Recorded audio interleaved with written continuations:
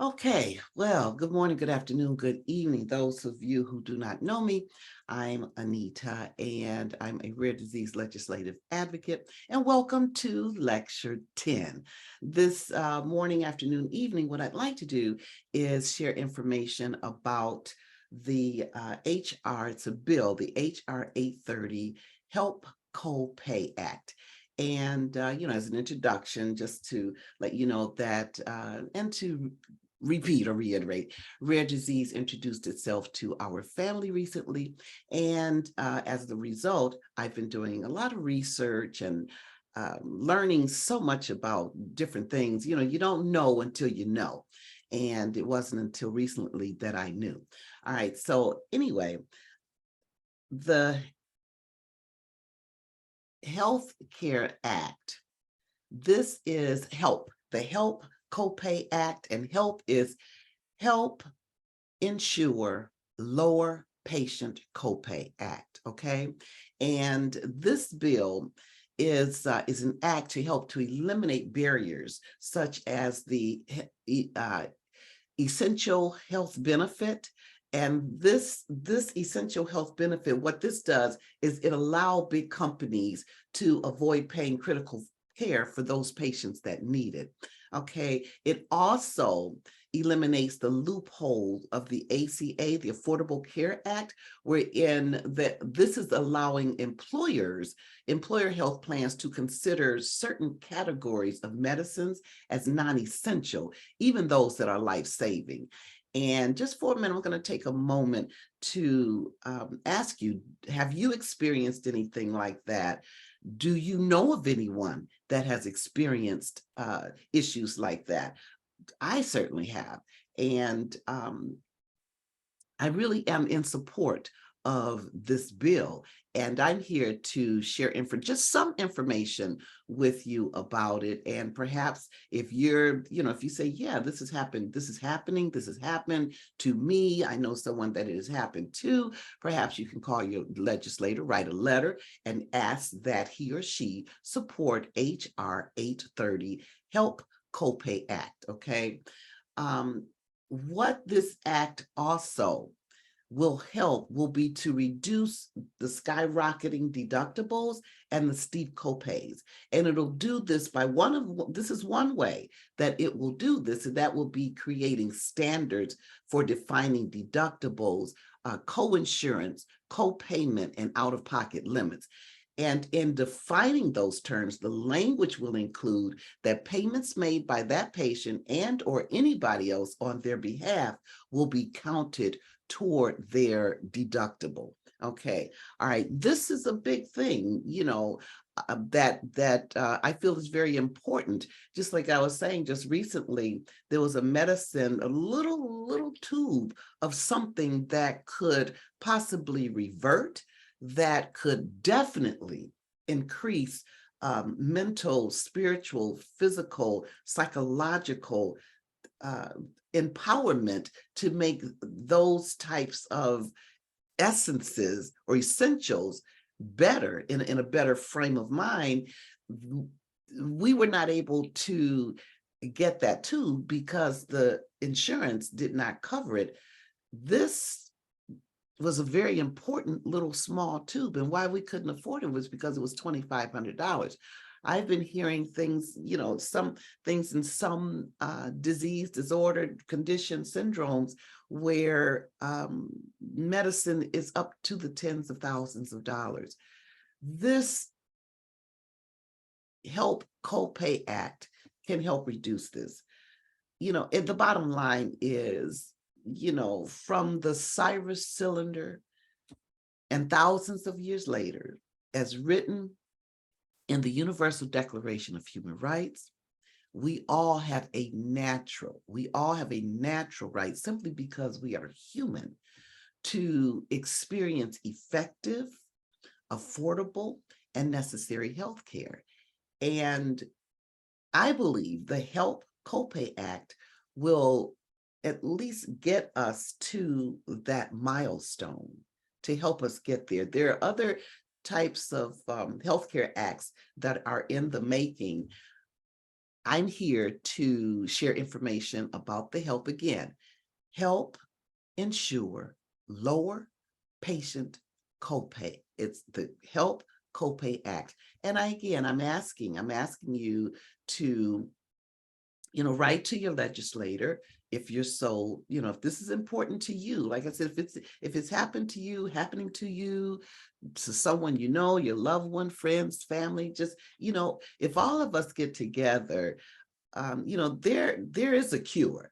I I do not believe that there is such a thing as incurable, or that there is no cure. I believe that there is a cure. It just has to be recovered or discovered, however you want to look at it. And coming to that,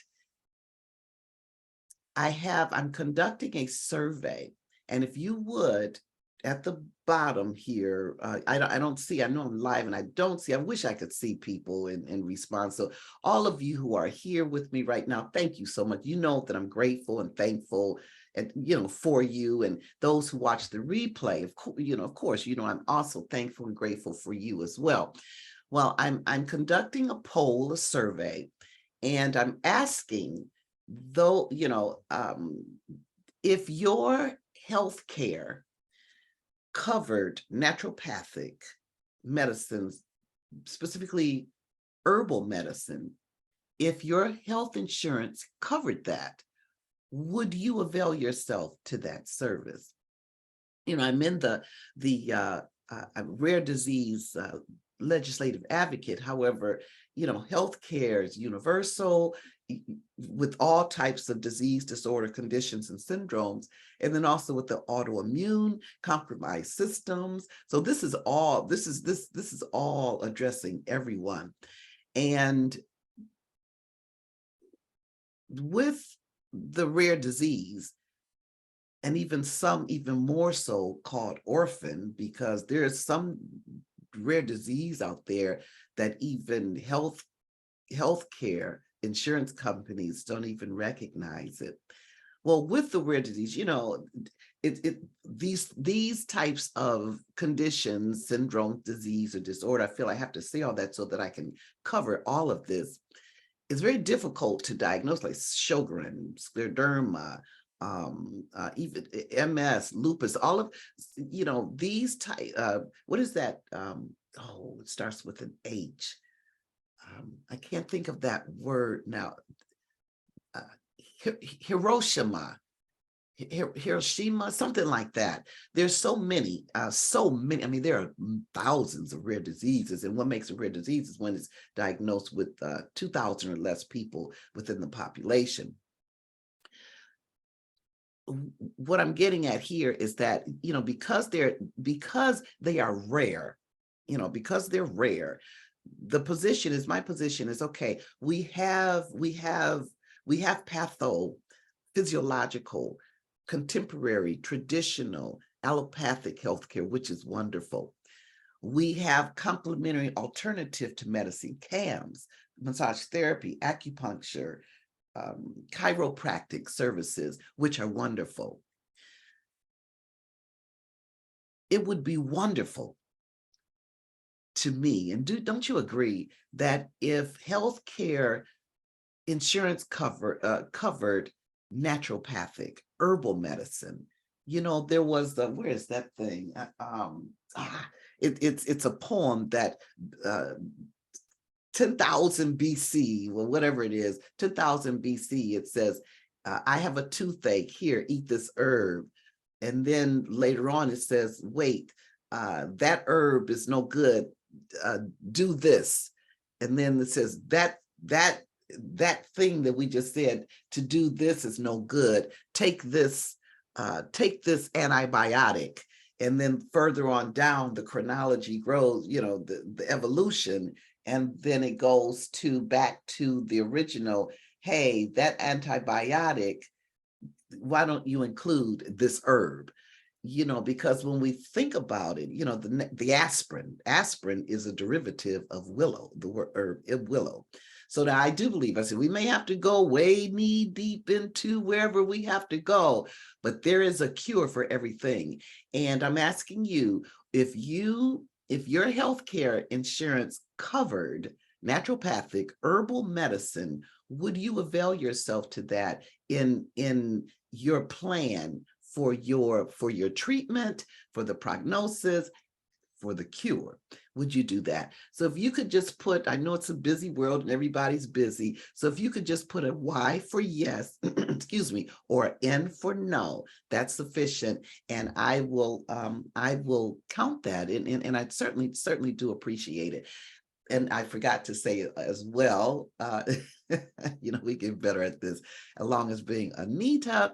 I'm also the founder of Empowerment Through Spoken Word Poetry, a Help to Heal foundation. Tap into you. And one of our advocacy work is the rare disease autoimmune community population. All right. All right. So that is it. That just wanted to share information about the Help Ensure Lower Patient Copay Act. To help eliminate these loopholes with the essential health benefit, as well as the Affordable Care Act, EHB, ACA. All right, so we know that the journey in self-recovery is absolutely beautiful. And I hope you know Soul Beautiful, both he and she, so are you. So we are touching on that trust within, tapping into you as you tap into me, as we tap into each other, because we know it's one energy, one love, just like all of this, the herbs and naturopathic and all of the bills and working toward reaching for a cure. It's doable. It's doable. Everything. If we only believe and have no inner doubt, we can make this happen. All right. Okay. So blessings, peace, and look forward to the next lecture.